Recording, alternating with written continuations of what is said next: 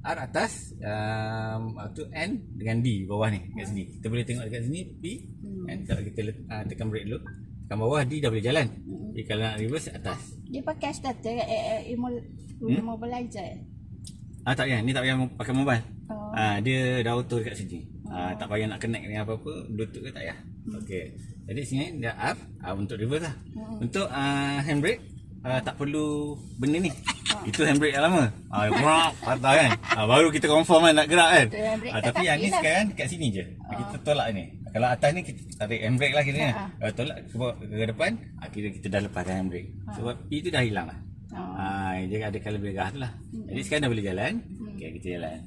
Ya. Sebab R kan. Sebab R. Wah, luas kak. Kita ni terkial-kial. Okay. Belajar macam bela-beli. Esok bawa bos pula. Bawa atas sini. Kan? Kita buat. Dia boleh ni dia nak buat siapa? kerja.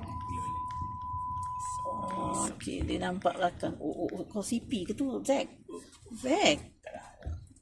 Tu nampak tiang tu.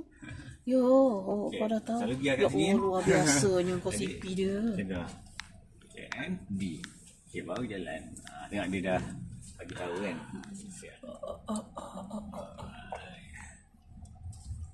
Okay. Dan ini. Saya jalan ni. Tak ada arah lah ni, tak ada arah tuju lah. Alah, kita pusing kalau ada. Tempat-tempat dia yang kita boleh bawa. Kita kat sini je lah, tak payahlah jam-jaman. Kita masuk sini dulu. Tengok cara